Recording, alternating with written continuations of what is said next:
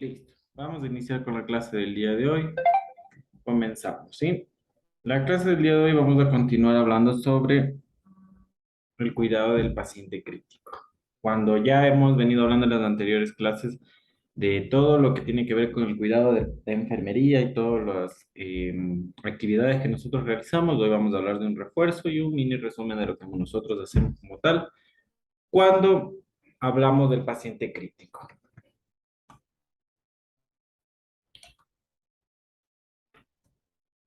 ¿Qué es un paciente crítico? Es aquel que presenta la alteración en sus funciones de uno o más órganos y sistemas, situaciones que pueden comprometer la supervivencia en algún momento de su evolución. Como nosotros veníamos hablando, el área de cuidados intensivos o una área crítica como tal, es una área transitoria que acoge o recibe a un paciente porque en ese momento está entre la vida o la muerte, como decimos vulgarmente. Está en riesgo su vida por algún enfermedad, algún trauma, algún problema como tal que está afectando a nuestro paciente en la actualidad, está poniendo en riesgo su vida como tal, ¿sí?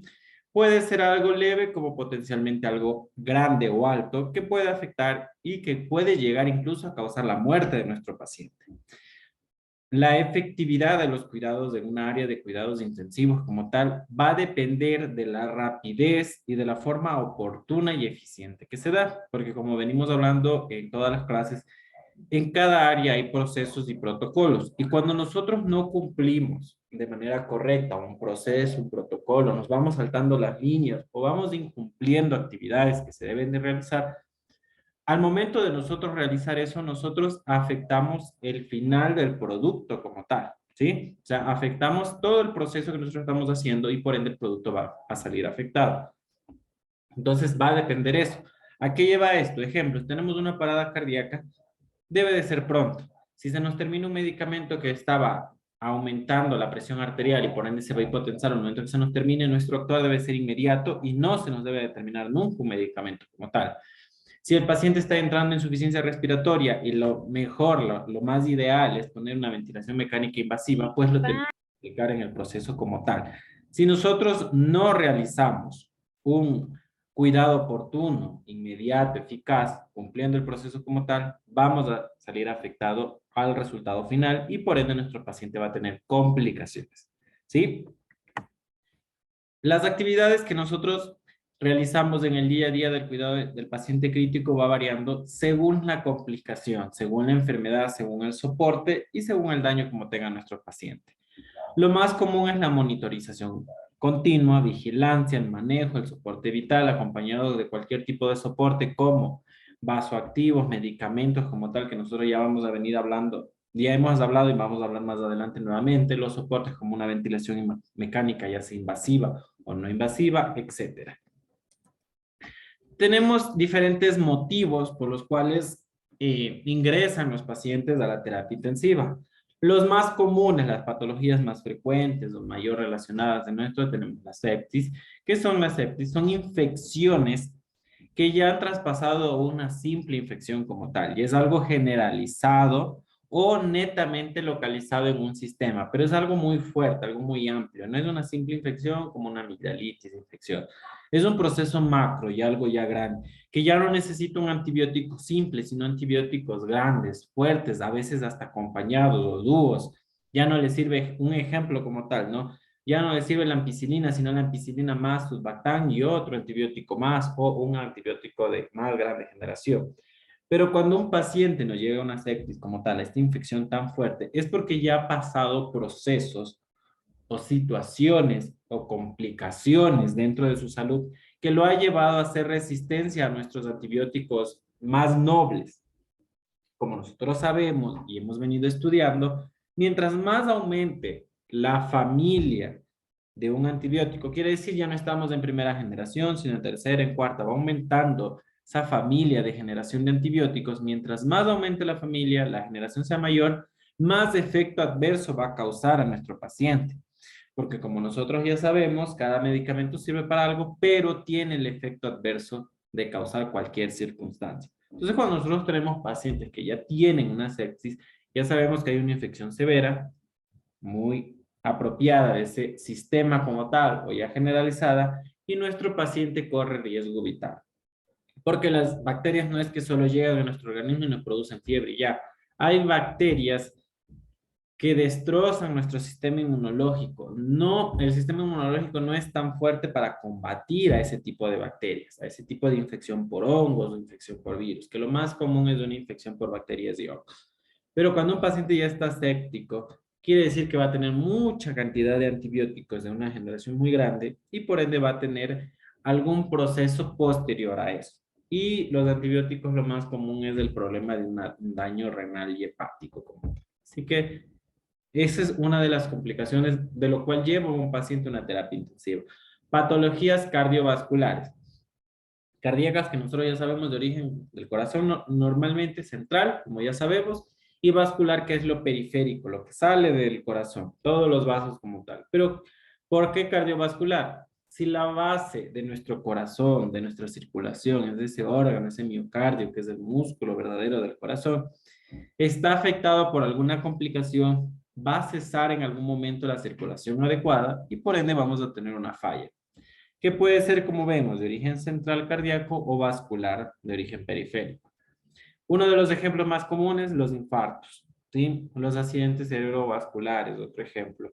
Todo eso puede llevar a un cese de una función correcta del organismo y por ende va a determinar que mi paciente no tenga un buen estado de conciencia, una buena circulación, que nos lleve nuestra circulación adecuada de oxígeno, vitaminas, minerales, todo lo que nosotros necesitamos alrededor, la sangre que va compuesta de todo esto, va a afectar. Y por ende nuestro paciente va a tener una condición crítica que determina que el paciente necesita vigilancia continua y cuidados especiales. Cuando hablamos de traumas, son pacientes que han tenido accidentes que comprometen la vida del paciente o un sistema macro. Ejemplo, trauma cráneoencefálico. Si sabemos que el cerebro es el que predomina todas las órdenes funcionales en nuestro organismo para caminar, hablar, movernos, pensar. Si hay un trauma cráneoencefálico, puede llevar a que mi paciente tenga un deterioro de la escala de coma de Glasgow, de nuestra conciencia, de nuestro actuar, de nuestros reflejos motores, verbal, ocular. Sabemos que esos pacientes van a estar afectados. No van a tener una buena respuesta para vivir y realizar sus actividades correctamente.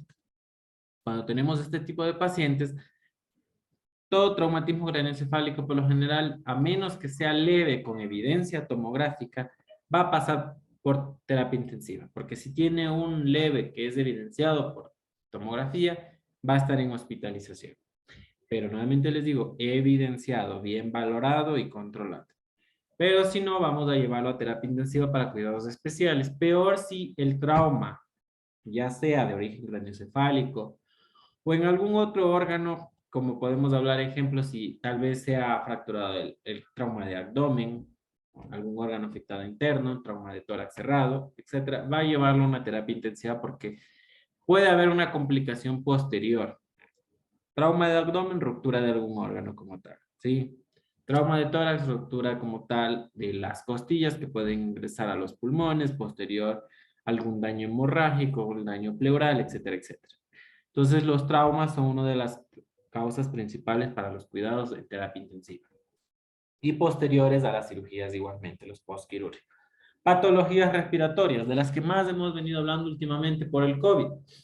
Tuvimos ese proceso de infección viral que lleva a ¿qué? A una inflamación de los alvéolos. Los alvéolos son el último espacio donde se realiza el intercambio gaseoso. Cuando nosotros no hay un lugar adecuado para el intercambio gaseoso, nos va a producir una insuficiencia respiratoria, porque hace falta el oxígeno para que nosotros funcionemos normalmente. Entonces, uno de los ejemplos como tal, el COVID. Otros procesos, neumonías asociadas a cualquier tipo de cosa. Broncoaspiración, neumonías mal curadas que pueden conllevar a una infección masiva de broncos, alvéolos, neumonías asociadas a la tuberculosis, etcétera, etcétera. El proceso de una patología respiratoria puede iniciar con algo leve que puede conllevar a una insuficiencia respiratoria moderada y grave que ya va a necesitar un ventilador. Y el ventilador como tal, que es el soporte vital de nuestros pacientes, solo es manejado correctamente en terapia intensiva, porque ellos han estudiado para ese trato como tal. Entonces aquí tenemos 4 motivos por el cual ingresan nuestros pacientes a terapia intensiva. Va a haber más motivos como trasplantes renales, como cambios de válvulas cardíacas, como hipertensiones no tratadas, etcétera. Pero estos motivos, estas patologías, estas eh, manifestaciones clínicas, que ya son enfermedades como tal, son los primeros motivos para ingresar, o los más altos, los que más se ven consecuencia en las terapias intensivas. Cada paciente necesita un cuidado especial, ¿sí? No necesariamente podemos decir que es algo general, pero cada paciente va a necesitar un cuidado. ¿Por qué? Porque no es lo mismo un paciente de traumato a un paciente séptico. No es lo mismo un paciente de corazón a un paciente de trasplante, etcétera, etcétera. Los cuidados de enfermería siempre van a ir encaminados a calmar las necesidades actuales del paciente. Si nosotros, como yo les decía, teníamos pacientes de traumato, pues vamos a calmar tal vez el dolor, vamos a manejar bien la sedanalgesia, la sedación de nuestro paciente, más el dolor. Vigilar si es un trauma craneoencefálico, vamos a vigilar que esa cabecera no esté a la misma altura de los pies, sino un poquito más elevado, a 40 grados, porque el estar solo acostado aumenta la circulación intracraneal y puede haber un sangrado mayor, etcétera, etcétera. Entonces, son cuidados específicos según la necesidad. Cuando venimos hablando de los pacientes cardíacos, sabemos que van a necesitar un control y vigilancia en su hemodinamia, su presión arterial, su frecuencia cardíaca muy constante, porque como en alguna parte tal vez mencionamos, los pacientes cardíacos son una bomba de tiempo, que en algún momento puede pasar cualquier situación, ya que tiene afectado ese músculo como tal, que es el que nos lleva la circulación completa a nuestro organismo. Todos los pacientes cardíacos tiene una vigilancia más aún especial que cualquier otro tipo de paciente en área crítica, porque ese corazón, por alguna falla, ya sea en su funcionalidad cardíaca muscular, en su funcionalidad cardíaca enzimática, circulatoria, puede afectar y puede llevar a una parada cardíaca. Entonces, mucho cuidado. Aquí tenemos un ejemplo. Hace 5 minutos los signos vitales estaban normales. Claro que lo hacen en modo de chiste, esta imagen, pero puede suceder, porque nosotros tenemos a un paciente cardíaco que tiene un bloqueo cardíaco como tal, está con el medicamento, está con todo. Yo voy, regreso, y tal vez ese medicamento ya le está bloqueando más de lo normal, no se hizo, qué sé yo, un control adecuado del electrocardiograma, del ecocardiograma, y al momento de nosotros evidenciar, el paciente se nos ha parado, realiza una parada cardíaca. Entonces, nuevamente les digo, los pacientes cardíacos tienen un cuidado muy especial y hay que tener mucho ojo porque son los pacientes que en algún momento de la nada se nos pueden volver a parar, ¿sí? ¿Cuáles son los cuidados que se podría decir que nosotros realizamos más? Vigilancia constante de los signos vitales. En la terapia intensiva, los pacientes, por lo general, como tienen bastantes accesos venosos, soportes vitales como la ventilación o cualquier otro soporte, ya sea una sonda vesical, un drenaje, etcétera, los pacientes no se movilizan, pasan en cama, realizan sus actividades en la cama, como el excretar como tal, ya sea de orina o de heces.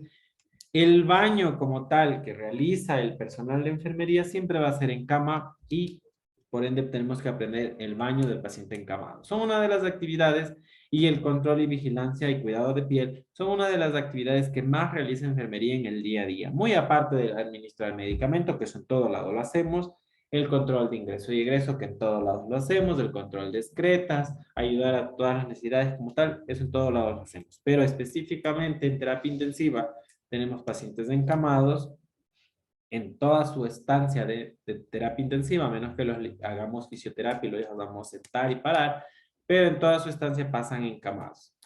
Realizamos baños de cama, ¿sí? Y el cuidado de piel por el hecho mismo de estar solo acostado, ¿sí? Siempre recordemos que el equipo en una terapia intensiva es muy amplio, a diferencia de en otro lado que existe por lo general el médico, la enfermera y el auxiliar.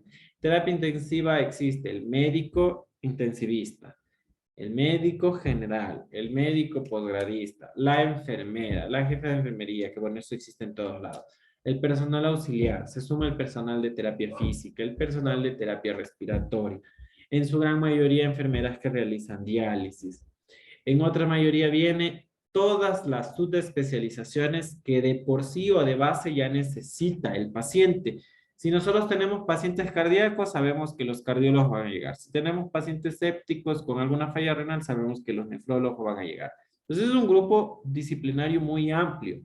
Y la ventaja de la terapia intensiva cuando existe personal que trabaja en alguna área como esta, nos hace conocer mucho más de lo que en otra área comúnmente las conocemos. Porque como yo les digo, un espacio reducido, un personal reducido, nos lleva a hacer algo cotidiano. En terapia intensiva, por lo general, son pacientes nuevos, pacientes uno más crítico que el otro, una enfermedad mayor que el otro, etcétera, y nos va ampliando nuestro conocimiento en esta parte. Cuando nosotros hacemos una valoración, es la misma que todas. Una anamnesis en el caso que nosotros vayamos a tener a nuestro paciente. Todo el examen físico y todo lo que conlleva. Una valoración cuando llega el paciente de forma inicial de entrada. Monitorización. Signos vitales siempre. Es lo primerito. Luego papelería, luego verle la piel, luego todo. Primero signos vitales. Durante el control de signos vitales, el estado de coma de Glasgow, el estado de la escala de Glasgow como tal, el estado de conciencia de nuestro paciente, ¿sí? Primerito, luego vamos a piel, luego vamos a accesorios, luego vamos a acompañarnos tal vez de la historia clínica, etcétera. Primeros signos vitales. Una vez que yo tengo monitorizado a mi paciente y sé que los signos vitales están dentro de, hasta que ya necesite un soporte mayor o si llega el paciente y está necesitando un soporte mayor, mi prioridad en ese momento es darle el soporte que necesita. Yo sé que en la parte pública o privada se maneja mucho papel, pero para eso existen compañeros que nos pueden ayudar en el caso de no ser, eso se tiene que dejar para después porque siempre la prioridad es nuestra monitorización del paciente. Nuestro paciente siempre va a ser nuestra prioridad. Como aquí dice, la atención debe de ser, ¿sí? Rápida, oportuna y eficaz. O sea, debe de ser en el momento adecuado. Eso quiere decir oportuna.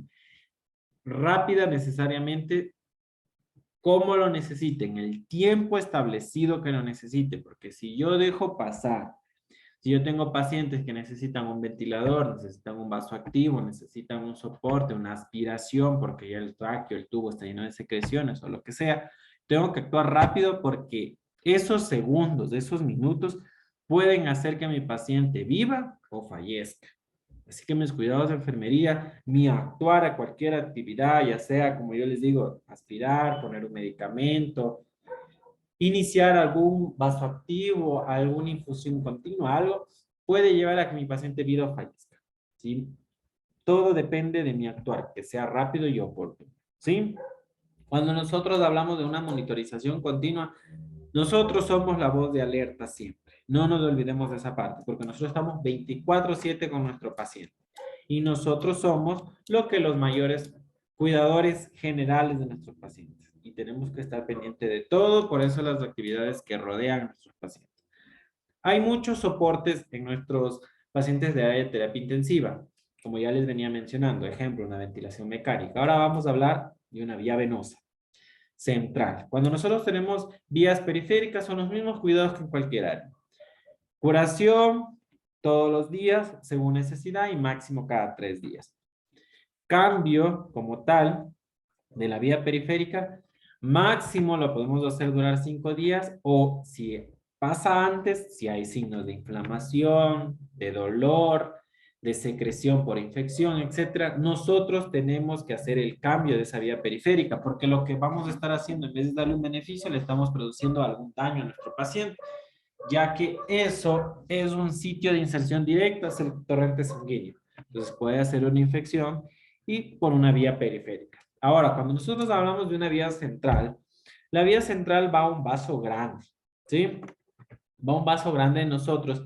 Y si no realizamos el cuidado adecuado, nosotros podemos llevar a que nuestro paciente tenga una infección aún mayor. ¿Cuáles son los protocolos de un cuidado como tal de la vía central? Curación igual, diario máximo cada 72 horas. Siempre viendo signos de alerta. ¿Cuáles son nuestros signos de alerta? Si yo veo rojo, yo veo secreciones saliendo, yo veo dolor, si mi paciente comienza a tener fiebre. Por eso tengo que evidenciar todos los días con un Tegader, que son los transparentes, los apósitos transparentes, para poder yo evidenciar que el sitio de inserción está limpio, no hay contaminación, no hay infección, etc. Cambio como tal del acceso venoso central. En unas guías dice máximo 15 días, en otras guías dice 30 días máximo, en otras guías dice que puede estar mientras no haya signos de infección. En nuestro país, por tal vez la manera de trabajar, la manera de cómo lo han colocado, que no se cumplió algún proceso, tenemos el protocolo de cambio de cada 15 días para evitar cualquier tipo de infección y colonización en esa área. ¿Qué quiere decir colonización? Aumento como tal que se han alojado ahí cualquier microorganismo, virus, hongos, bacterias, y puede llegar a producir un proceso infeccioso como tal. Entonces, es de preferencia hacer ese cambio para evitar cualquier complicación. La administración la colocación, perdón, de esta vía la realiza el médico. Anteriormente le hacía el personal de licenciado o licenciada de enfermería, pero se le quitó esa responsabilidad y lo realiza el médico. Es un proceso estéril totalmente. Se usa mascarilla, se usa gorros, se usa guantes estériles, batas estériles, porque como les digo, va un vaso grande.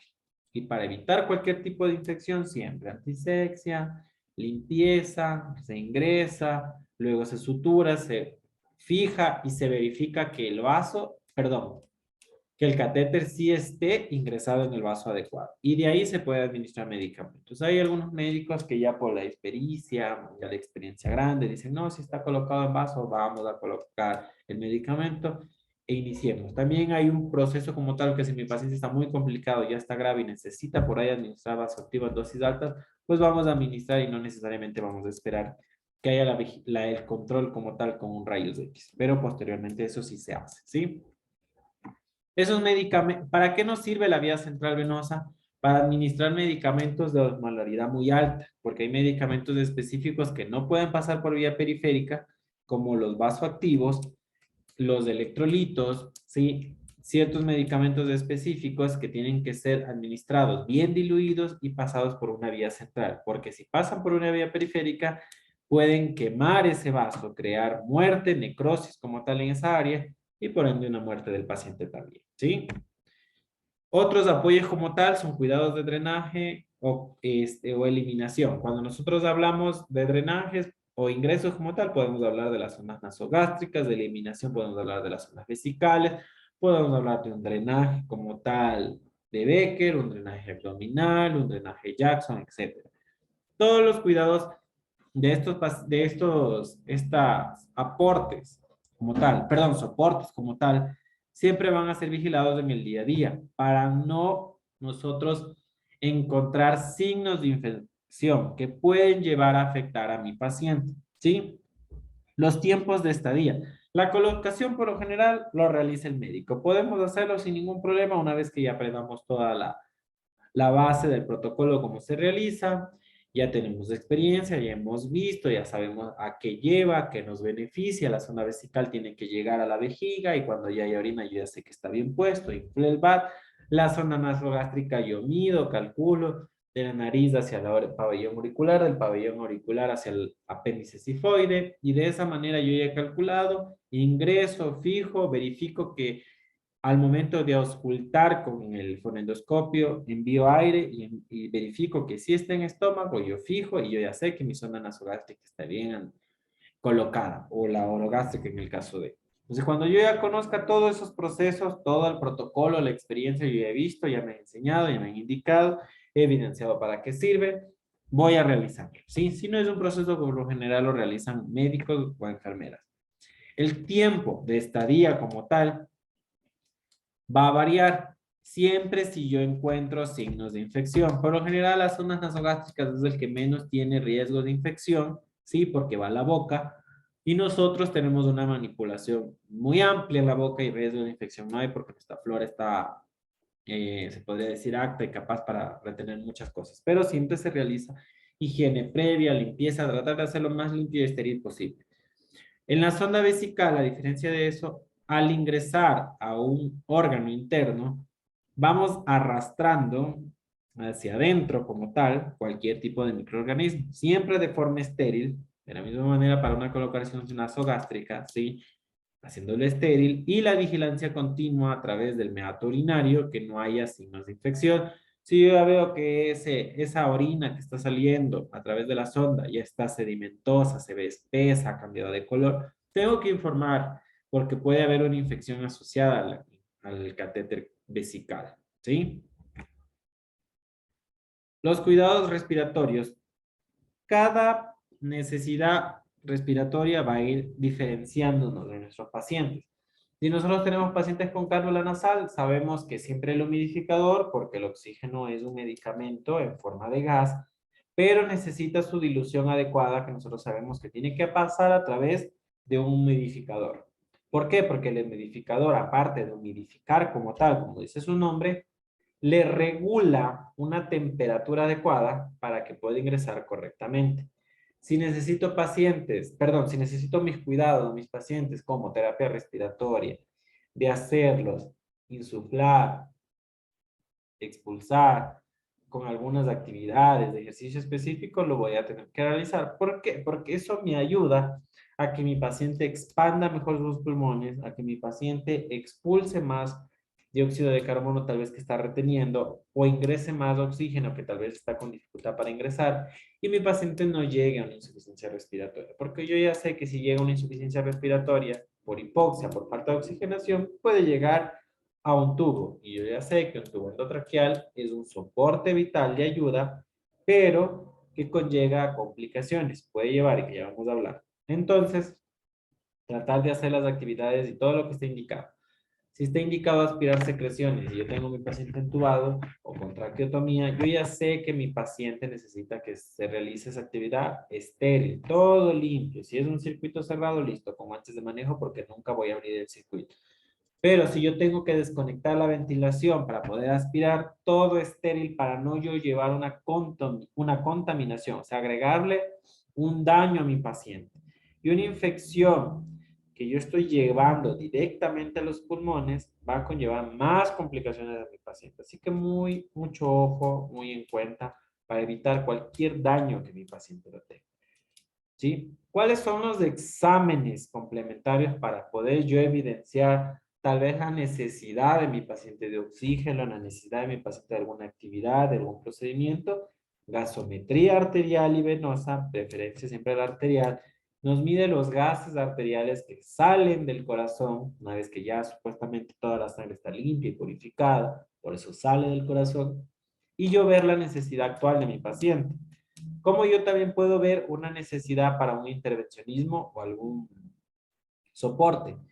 Medios de imagen como el rayos X y tomografía. Yo puedo ver ahí mis pulmones si están bien o no están bien. Yo ya no veo esta parte negrita como es lo normal, sino yo ya veo esto blanco. Puede que esté asociado a un edema agudo de pulmón, puede que esté asociado a un hemotórax, ¿sí? Puede que esté asociado a alguna acumulación de secreciones por algún tipo de empiema, de una infección, etcétera, etcétera. Entonces yo al momento de yo evidenciar esto con imágenes o como una gasometría, yo ya voy a determinar el soporte que necesita mi paciente. Puede que no, solo esté con un neumotórax, hacemos una toracocentesis, eliminamos el aire ingresado, esperamos luego a ver si vuelve a ingresar, rayos X, nunca ingresó, retiramos el toracocentesis. Vemos que un paciente está con un empiema muy grande, listo, necesita ingresar a quirófano para limpiar, sacar toda la secreción y dejar puesto un tubo torácico para eliminar toda esa infección e ingresar con antibióticos de una alta generación por esa infección masiva. Uno de los ejemplos. Al no es que el paciente vino por un trauma y aquí vemos evidencia de sangre en la base, listo, vamos a ingresar un tubito que nos ayude a eliminar toda esa sangre que está ahí acumulada, succión continua y una vez que ya he dejado de eliminar, ya está produciendo líquido tal vez pleural más manchado de sangre, perdón, menos manchado de sangre, ya es más líquido pleural como tal, ya es seroso, leve, tintemático, listo, tenemos que retirar. Entonces, con esas soportes, esos exámenes aparte, nosotros podemos evidenciar que nuestro paciente necesite algún soporte específico o alguna actividad complementaria. Como veníamos hablando, cuando nosotros hemos ingresado a un paciente en terapia intensiva, sabemos que va a necesitar una monitorización, ¿sí? Sabemos que nuestro paciente necesita una monitorización porque yo necesito evidenciar cómo está funcionando ese corazón, cómo está funcionando esa parte periférica, cómo está funcionando esa parte pulmonar. Y yo cómo veo, yo evidencio eso a través de los signos vitales, porque una presión arterial no es solamente, ah, ya me está diciendo que está presión baja, normal o alta. Cuando vamos a terapia intensiva, vemos monitores y todos los monitores por lo general tienen algún tipo de curva que está especificada en los rangos de curva según la necesidad visual que yo necesite. Uno de los ejemplos, yo necesito ver las ondas para poder yo evidenciar si mi paciente no está haciendo extrasístoles. ¿Cómo yo veo? A través del monitor. No es que yo voy y controlo con un saturador de mano, porque ahí no me aparecen las curvas. Al momento de yo tener un monitor, yo ya sé que el monitor me está evidenciando de, ah, ya ha habido una extrasístoles. Ah, ya listo, está taquiarrítmico. Ah, ya listo, el paciente me está dando frecuencias de 90, pero está rítmico. Porque yo ya veo que mi paciente late en el medio minuto primerito 60 y en el otro late 30. Está rítmico mi paciente. Entonces, una monitorización continua nos hace nosotros estar alerta, estar vigile, estar pendiente, saber que mi paciente en cualquier momento empeora o nos está yendo muy bien. ¿Sí? ¿Y de qué viene esa palabra hemodinámica? Una monitorización hemodinámica, la parte de la sangre. ¿Sí? ¿Cómo está moviéndose esa sangre en nuestro organismo? ¿A través de qué? De nuestra parte cardíaca y nuestra parte circular. ¿Por qué hablamos de una saturación? Porque si nosotros tenemos una mala hemodinamia, nuestra sangre no está circulando de forma adecuada, el oxígeno tampoco va a circular correctamente, porque el oxígeno se mueve a través de la hemoglobina que se encuentran en los glóbulos rojos, que son parte de la sangre. Entonces, si nuestra sangre no está circulando bien, por ende, nuestra circulación adecuada de oxígeno, de micronutrientes o enzimas, todo lo que nosotros necesitamos, no va a funcionar.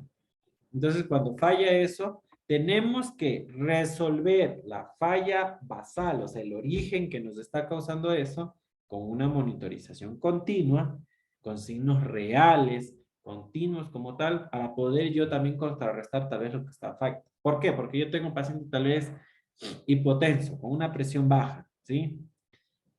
Y me está desaturando. Claro, como no está llegando una circulación adecuada, va a tener una circulación inadecuada, perdón, una saturación inadecuada, porque no le está llegando suficiente oxígeno, ya que no hay una circulación correcta.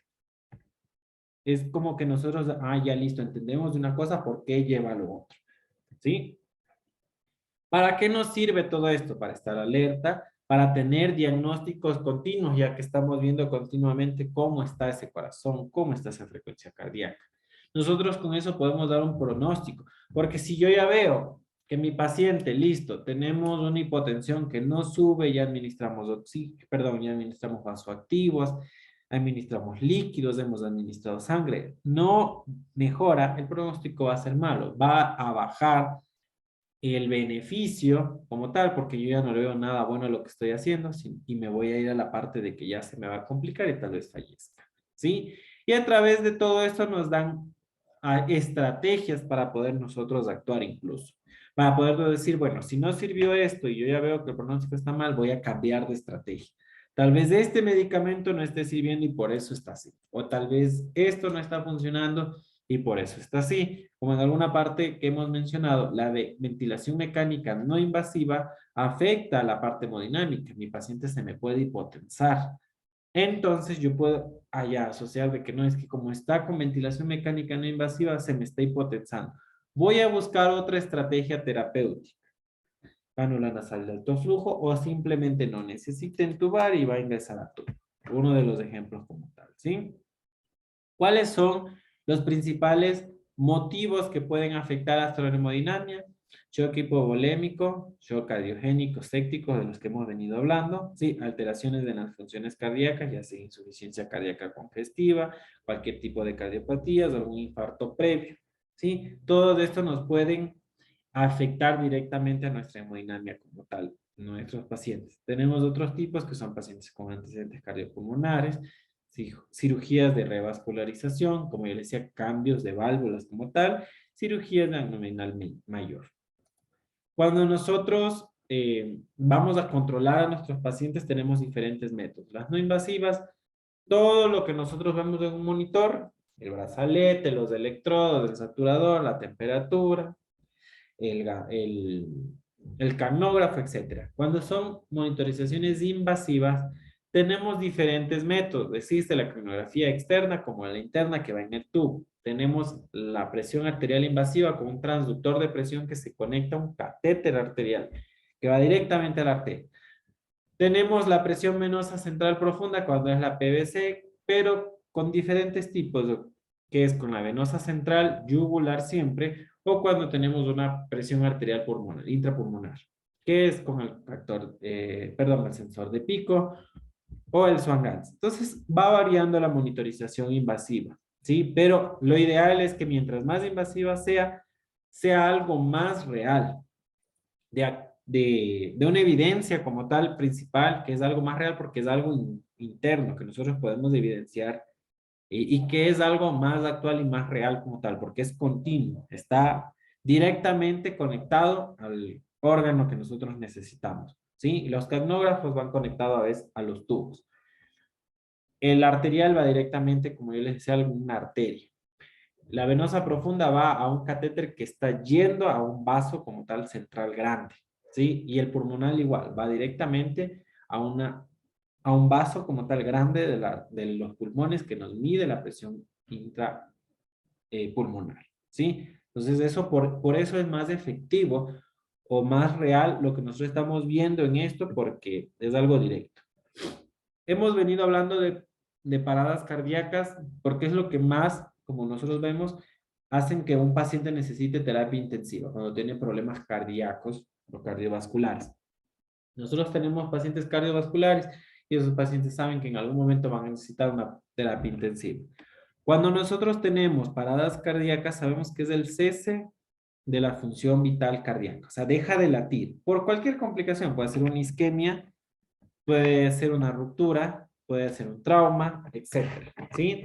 ¿Qué pasa cuando el corazón deja de latir? Va a dejar de enviar los suficientes nutrientes y todos los complementos que nosotros necesitamos de nuestra sangre, como la hemoglobina, enzimas, etcétera, porque es una circulación completa, ¿no? Y principalmente hablando de oxígeno y la circulación completa, ya que nuestros órganos necesitan sangre para poder vivir. Ahora, cuando hay una parada cardíaca da síntomas. Uno de los más comunes cuando nos va a dar una parada cardíaca es el dolor precordial que nosotros ya conocemos. Hay pacientes que son asintomáticos o hay pacientes que sí tienen síntomas. Lo más común, dolor precordial que se va a la parte de la mano izquierda, sube hacia el maxilar inferior, regresa y se va a la espalda y nuevamente ingresa hacia el pecho. Va a variar en algunas personas solo les duele el brazo izquierdo, acompañada de la parada cardíaca. Un infarto, por lo general, se asocia mucho a esto de aquí, que es el infarto agudo del miocardio. Pero el infarto agudo se va dando por isquemias, o sea, por falta de circulación, que llega en un momento el cese como tal funcional. Pero la parada cardíaca puede dar por una falla multiorgánica, por hipoxia, puede dar por la acumulación de un electrolito como el potasio, etcétera, etcétera. Puede llevar a una parada cardíaca cualquier este tipo de complicación, de sintomatologías y complicaciones previas. Es algo súbito por lo general, que no evidencia a veces síntomas en su gran mayoría, ¿sí? Y el actuar oportuno inmediato es la mejor estrategia. Siempre el control, como nosotros ya sabemos en terapia intensiva, la monitorización es continua, siempre debe de haber un control exacto y real y siempre sigiloso, continuo, para evidenciar de que si ya está viendo alguna arritmia, un ataque arritmia, un extrasístole, una hipotensión, una taquicardia, Yo ya sé que mi paciente va a necesitar cuidados más especiales y en algún momento, si yo no veo la causa, se me va a parar. Ahora, que si se para el paciente, yo ya sé que en alguna área de trabajo, en alguna hospitalización donde yo voy a trabajar, va a haber protocolos de paradas cardíacas y estos protocolos se tienen que llevar de la misma manera que hemos venido hablando, secuentes, en orden, voz de alerta, lo que se tiene que cumplir, como informar, poner medicamentos, reanimar, hacer el proceso como tal de las compresiones cardíacas, más las insuflaciones, para poder yo recuperar esa circulación adecuada. Cada proceso se debe de cumplir con el orden que está indicado. Si yo tengo un paciente en una parada cardíaca, tengo que realizarlo porque la idea es que se recupere para que ese organismo, en un tiempo necesario de reanimación, con medicamentos apoyados, recupere su cese normal, su función normal. Si no recupera posterior a 25 o 30 minutos, por lo general, en todas las instituciones como protocolo, no se realiza más de 30 minutos masaje cardíaco y administración porque se ha visto que posterior a un tiempo adecuado ya no se recupera a pesar de todas las maniobras y principalmente el daño cerebral es irreversible. Entonces vamos a tener tal vez un paciente que funciona el corazón, pero el cerebro ya no le funciona. ¿Sí? Como estos ejemplos que hemos venido hablando, ¿sí? Fibrilación ventricular, que yo voy viendo como tal, asistolia, llamada de actividad eléctrica, ¿sí? Las actividades eléctricas sin pulso, porque ya no hay pulso como tal en mi paciente, ¿sí? Los tratamientos, como yo les digo, hay un proceso, un protocolo. Una de las mayores estrategias siempre es, yo empiezo a realizar protocolo, reanimación, otra persona pone medicamentos, una persona está dando los masajes cardíacos y otra persona inicia la ventilación mecánica invasiva con entubar a mi paciente. ¿Para qué? Para oxigenar. Asegurar que mi paciente esté bien oxigenado hasta yo encontrar el motivo y la causa de por qué mi paciente se ha parado. Si yo no tengo un paciente que está extubado, listo, entubar. Pero si yo tengo un paciente que está intubado, oxigenación al 100%, el ventilador, la mayoría tiene modos para parada cardíaca, se activa el modo y ellos ya saben, los ventiladores tienen su proceso de que dan las insuflaciones normalmente durante un proceso determinado porque ya alguien más está dando compresiones. Eso ya saben, los ventiladores son automáticos. Siempre encontrar la causa raíz. Si mi paciente se paró, esté o no esté intubado, esté en una, o no esté en una terapia intensiva, yo tengo que buscar el motivo por el cual. Pudo haber sido hipoxias, pudo haber sido hiperpotasemias, hipopotasemias, puede ser un trombo como tal que se le fue por ahí. Entonces yo tengo que hacer exámenes complementarios, ver cómo está esa glicemia, ver cómo están esos tiempos, ver cómo están esos electrolitos, una gasometría para ver esa oxigenación, porque de nada me sirve yo haber hecho todo mi protocolo de parada cardíaca, el paciente sí revivió, sí recuperó su circulación adecuada a los 2 minutos, pero yo no busco la causa raíz. Lo dejo, luego digo, luego hago, y nuevamente mi paciente se va a parar. ¿Sí? Entonces tengo que buscar el motivo por el cual me está causando ese cese funcional del órgano. ¿Sí? Uno de los protocolos más comunes que se realiza post parada cardíaca es la hipotermia, porque se ha evidenciado que cuando nosotros bajamos la temperatura a menor de 35 grados, nos va a ayudar mucho a que nuestro paciente tenga esos órganos bien cuidaditos. Se va a recuperar en mejores situaciones y sus órganos no van a ser muy afectados.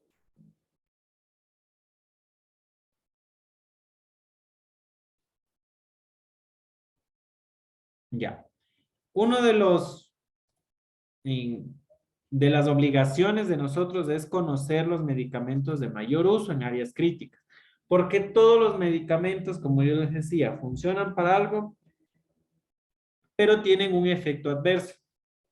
Tenemos las analgesias, que ahí se manejan analgesias de alto rango, como decirlo así, o mayor capacidad como tal para eliminar el dolor que causan efectos adversos a veces como sedación, ¿sí? O usamos medicamentos de sedación y relajación que causan otros efectos adversos como depresión del sistema nervioso central.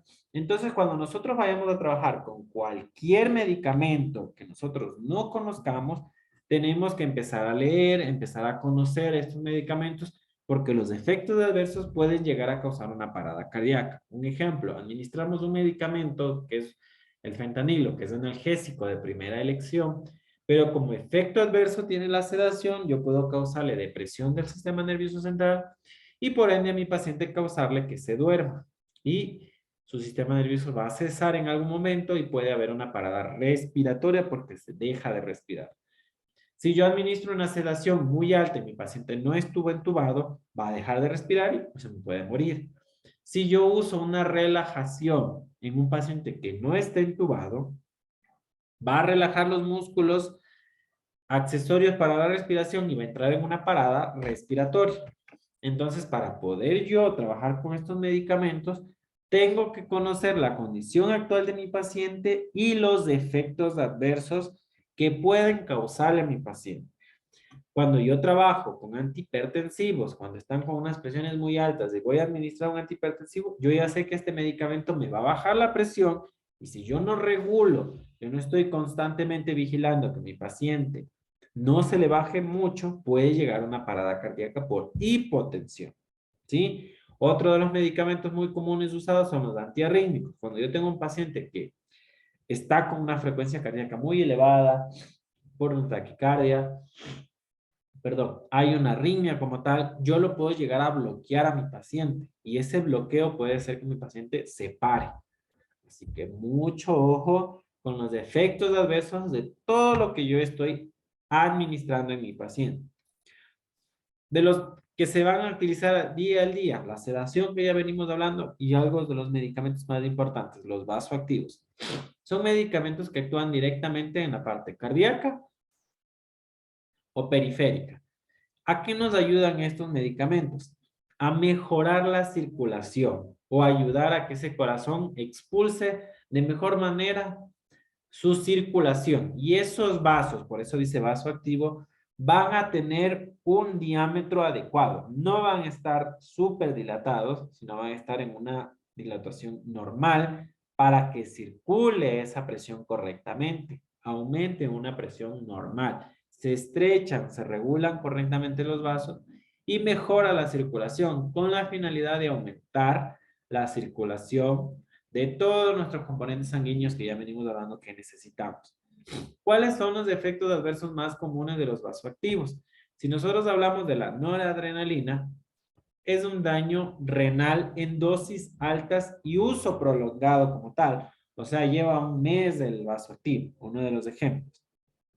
Tiene que ser siempre administrado por una vía central de la que venimos hablando, porque si yo la administro por una vía periférica, me va a quemar esa vena. Y de por sí, puede producir necrosis o una bradicardia, o sea, una baja frecuencia cardíaca y una muerte de tejido.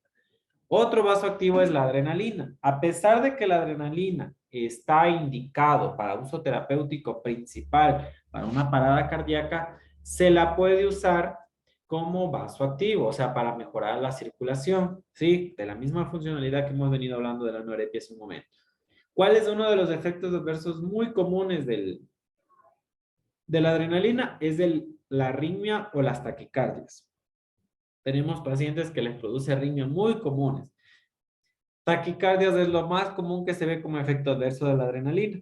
Entonces, cuando nosotros tenemos tal vez estos dos medicamentos pasando al mismo tiempo, porque si los tenemos, sabemos que este medicamento que más daño causa a corto plazo y actualmente que estamos viendo es la adrenalina, vamos a tratar de eliminar las dosis de la adrenalina, porque la ventaja es que estos medicamentos tienen una indicación de titular según necesidad, según tensión arterial media, porque la tensión arterial media nos verifica que hay una buena circulación en ese riñón y no va a salir afectado ese riñón.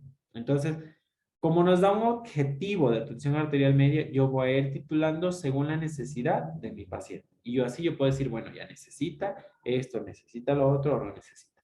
Y yo voy variando para poder determinar. Otro medicamento como tal que está indicado mucho en la parte hemodinámica son los pacientes, los medicamentos dopamina para pacientes con choque cardiogénico, ¿sí? Que se van titulando cuando nosotros vamos viendo, se me fue el nombre, el ecocardiograma y la gasometría. Está indicado la dobutamina cuando tenemos una falla en la contractibilidad de nuestro corazón. Quiere decir que el gasto cardíaco está fallando por algún problema. Lo más común, infartos agudos del miocardio. Cuando hay infartos, ingresa la dobuta porque está afectada ese músculo cardíaco, ya no tiene una contractibilidad adecuada e ingresa la dobutamina. ¿Cuál es el efecto adverso de la dobutamina? Causar hipertensiones, aumenta la presión. Sí, entonces hay que tener mucho en cuenta en eso. También produce arritmias como tal. Cuando tenemos medicamentos antihipertensivos, estos se ven en emergencias como tal, hipertensivas vía oral, ¿sí? El enalapril, captopril. El enalaprilato también hay intravenoso y es sin diluir de manera estática cuando hay crisis hipertensivas muy altas. Vía oral, vía oral. Ahora nos vamos al intravenoso. Este medicamento es uso exclusivo de terapia intensiva. El nitroprusiato es un antihipertensivo intravenoso que se va usando lo contrario a los vasoactivos. Si yo ya veo que la presión está normalizando, voy bajando la dosis, porque el medicamento, al momento de nosotros subir, va a bajar más la presión. Entonces, si yo ya veo que se está normalizando y se me está hipotensando, yo tengo que ir bajando. A diferencia del vasoactivo, que si se me está hipotensando y el vasoactivo ayuda a subir la presión, lo voy subiendo para que vaya regulando. En el vasoactivo, si hay hipotensión, presiones bajas, subo, y si hay hipertensiones, bajo. En los antihipertensivos es lo contrario. Si yo ya veo que está haciendo efecto demasiado y mi paciente se me está hipotensando porque el medicamento es un antihipertensivo, pues voy bajando la dosis como tal, ¿no? Para ir tratando de destetar en su posibilidad lo más pronto posible, ¿sí? Y por último, vamos a hablar algo así rápido de la ventilación mecánica. Es un soporte, no nos olvidemos, ¿sí? Es un soporte vital. La idea no es que ningún paciente tenga una ventilación mecánica, ¿no? Ni invasiva ni no invasiva. La idea es que nunca lleguen a eso, sino ser tratada antes, evitar cualquier complicación que llegue antes con la oxigenación adecuada, el aporte, lo que sea. Porque al momento de nosotros hablar de una ventilación mecánica más aún invasiva, sabemos que es un proceso infeccioso ya que estamos ingresando directamente a la vía aérea. Y la dificultad de destete de la ventilación mecánica es más compleja, es muy complicada. Hay pacientes que llegan a la intubación, se los tiene que dormir por mucho tiempo para que se dejen ventilar, sus pulmones descansen y hasta que los pacientes a veces filtren o eliminen todos esos medicamentos de su organismo, es muy lento el proceso de destete de la ventilación, ¿sí? Hay diferentes parámetros y habíamos hablado de que cada parámetro cumple una finalidad en mi paciente, ¿sí? Hay diferentes modos ventilatorios también, como los que estamos aquí arriba. Cuando nosotros queremos que nuestro paciente esté controladito, control. Cuando nosotros queremos que nuestro paciente ayude en algo, es soporte. Cuando nosotros queremos que el paciente haga todo, pero la ventilación le está dando un apoyo pequeño de oxígeno y de abrir sus pulmones, espontáneo. Cuando nosotros queremos que el paciente ingrese un volumen adecuado de cantidad de oxígeno suficiente, cantidades hablando, un volumen control. Y cada modo nos ayuda a algo, ¿sí? Presión control nos manda presión, como su nombre lo dice. ¿Para qué? Para que infle correctamente sus pulmones. Volumen control nos manda una cantidad específica de volumen como tal circular, que yo quiero que ingrese oxígeno para barrer tal vez mayor CO2. Espontáneo para que mi paciente comience a despertar y tener autonomía respiratoria. Soporte porque yo ya necesito que mi paciente se empiece a despertar y llegar al punto de que sea espontáneo y retiro ya la ventilación en algún momento para que no termine en traqueotomía, porque yo ya sé que la traqueotomía es otro proceso invasivo que abren piel y entran directamente a la tráquea con otro tubito y a veces se prolonga más el retiro de la ventilación. Cada uno, como venimos hablando, nos sirve para algo. Y si yo en algún momento un ventilador me está sonando alguna alarma que me va a evidenciar en esas pantallitas, yo ya sé que me sirve para algo, la presión pico, porque tal vez ese pico mayor de fuerza, de presión que me estaba dando normalmente, llegó al punto de que ya no está ingresando totalmente y, sí, es que mi paciente está mordiendo el tubo, está codado el tubo como tal, la manguera está codada, está llena de secreción. El paciente debe de meter de volumen 500, pero solo está metiendo 200. No está haciendo una ventilación adecuada y por ende va a haber una hipoxia como tal. ¿sí? El paciente debe de respirar 12 porque está programado 12, pero él me está dando 24 respiraciones y la alarma me está informando. Quiere decir que mi paciente se está despertando y puede que haya una complicación. Mi paciente no está acoplado a la ventilación, está mal la sedación y por ende no se va a dejar ventilar mi paciente. Y las muertes asociadas a una asincronía ventilatoria son muy altas. Así que yo veo alguna alarma, escucho la alarma, tengo que solucionar para que mi paciente tenga un buen apoyo ventilatorio, porque si no, de nada me sirve que esté entubado, pero toda la mañana me sonó la alarma, yo no hice nada, yo lo que hice fue hacer lo que lo duerman más y punto, y estaba lleno de secreciones y el tubo se tapó, no hubo una suficiente adecuada oxigenación, una hipoxia y una parada cardíaca, uno de los ejemplos, ¿sí? Entonces, mucho cuidado con las alarmas. No es solo ir y silenciar y ya, sino ver qué está pasando, ¿sí? Toda esta complejidad de los procesos como tal, de que yo tenga un paciente ventilado, puede llegar a tener algún problema. Y si yo no lo asocio a alguna actividad que debo de realizar para evitar cualquier complicación, mi paciente va a tener posteriores daños. Así que mucho ojo con las actividades, no dejar que el paciente suenen las alarmas, no dejar que el paciente tenga complicaciones y siempre actuar de manera oportuna, rápida, para que mi paciente no tenga ningún daño posterior. ¿Sí? Listo, jóvenes. Esta es la clase de refuerzo, un breve resumen. Sabemos que terapia intensiva vimos en 6 clases, fue un poquito más amplio.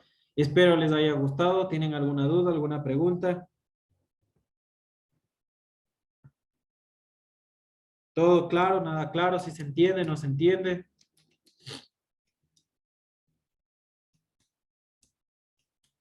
Listo. Espero que por favor se esté entendiendo, que haya sido parte de su proceso de aprendizaje. Si tienen alguna duda, no se olvide, tienen mi contacto. Las tareas no se olvidarán de subir, por favor.